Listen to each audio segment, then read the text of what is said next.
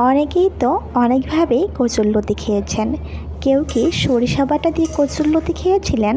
তো আমি আজকে আপনাদেরকে সরিষা বাটা দিয়ে কচুরলতি রান্না করে দেখাবো। হ্যালো, আসসালামু আলাইকুম, welcome to my channel daily life Z N. লতি আমার অনেক বেশি পছন্দের খাবার, তবে পছন্দের খাবার হলে হবে কি, এটা কিন্তু আমি খুব বেশি খাই না। এই তো পরিষ্কার করার অনেক বেশি ঝামেলা।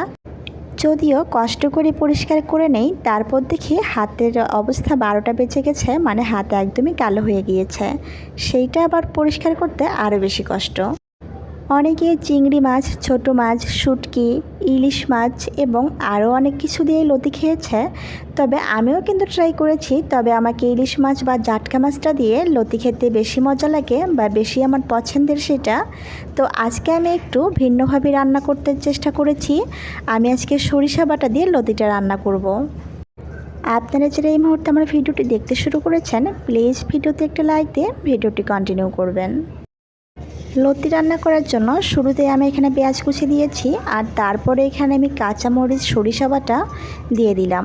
সরিষাটা আমি এখানে বাটনায় বেটে নিয়েছি, এটা ব্লেন্ড করলে খুব বেশি ভালো হয় না।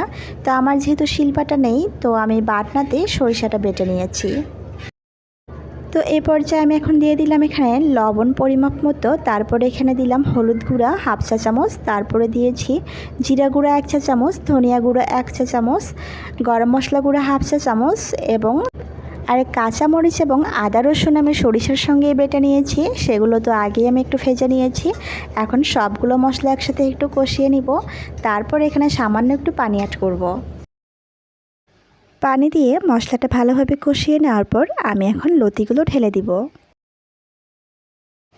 অনেকেরই দেখি লতি রান্না করার আগে লতিটা কিছুক্ষণ ভাপিয়ে নেয় গরম পানি এবং লবণ দিয়ে, আর আমি আজকে কিন্তু তা করিনি। আমি একেবারেই লতিটা রান্না করে নিচ্ছি। আর আমি যেভাবে লতিটা রান্না করছি, এতে করে কোনো সমস্যা হওয়ার কথা না।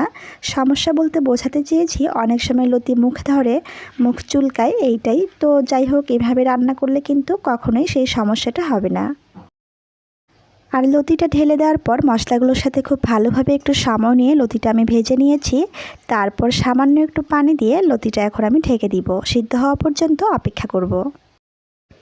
এ পর্যায়ে আমি এখন হালকা একটু পানি দিয়ে আমি লতিটাকে ঢেকে দিলাম। এটা সিদ্ধ হওয়া পর্যন্ত অপেক্ষা করব। আর লতিতে আমি খুবই সামান্য পরিমাণ পানি দিয়েছি, কেননা লতিটা সিদ্ধ হতে বেশি একটা সময় লাগে না। আর যদি পানির পরিমাণ বেশি হয়ে যায়, তখন কিন্তু লতিটা একেবারেই বেশি সিদ্ধ হয়ে যাবে এবং গলে যাবে। লতিটা সিদ্ধ হয়ে আসার পর আমি ঢাকনা তুলে আরও একটু সময় নিয়ে লতিটাকে ভালোভাবে নাড়াচাড়া করে নিলাম এবং এ পর্যায়ে আমি এখন নামিয়ে নিব।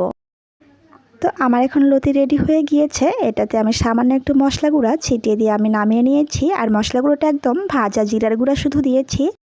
আর এটা কিন্তু গরম ভাতের সঙ্গে খেতে বেশ মজা। চাইলে আপনারা যে কোনো সময়টা খেতে পারেন।